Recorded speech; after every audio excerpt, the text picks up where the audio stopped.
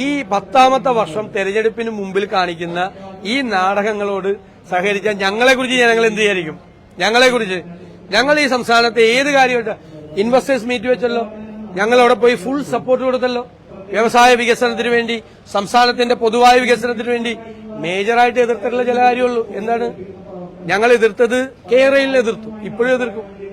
കേരളയിൽ കൊണ്ടുവരട്ടെ, ഞങ്ങൾ എതിർക്കും. അത് കേരളത്തെ പാരിസ്ഥിതികമായി തകർക്കും, സാമ്പത്തികമായി തകർക്കും.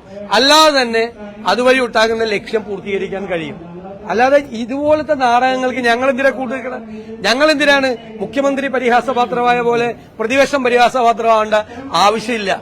ഞങ്ങൾക്ക് കൃത്യമായി കേരളത്തെ വികസനത്തെക്കുറിച്ച് ധാരണകൾ ഞങ്ങൾ അവതരിപ്പിക്കും. ജനുവരി ഞങ്ങൾ അധികാരത്തിൽ വരുമ്പോൾ എന്താണ് കേരളത്തിൽ ചെയ്യാൻ പോകുന്നത്? വിദ്യാഭ്യാസ രംഗത്ത് ഞങ്ങൾ എന്ത് ചെയ്യും? ഞങ്ങൾ ആരോഗ്യരംഗത്ത് എന്ത് ചെയ്യും? മലയോരത്ത് ഞങ്ങൾ എന്ത് ചെയ്യും?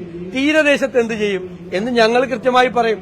കേരളം സാമ്പത്തികമായി തകർന്ന ഈ കേരളത്തെ രക്ഷിക്കാൻ UDF പദ്ധതികളുണ്ട്. അതൊക്കെ ഞങ്ങൾ ജനുവരി പറഞ്ഞോളാം. ജനുവരിയിൽ ഞങ്ങൾ പറയാം. ഇത് 10 കൊല്ലം ഭരിച്ച് കേരളത്തെ നശിച്ച് നാറാണക്കല്ല് പോലെയാക്കി തകർത്ത് തരിപ്പണമാക്കി ഇട്ട് ഇവര് പോവാണ്. എന്നിട്ട് പോക്കാണ് നമ്മളെ വികസനത്തെ കുറിച്ച് നമുക്ക് ക്ലാസ് നമ്മൾ ചെന്നില്ല എന്ന് പറയുന്നത്. ഒരർത്ഥമില്ല. കാപട്യമാണ് മുഴുവൻ.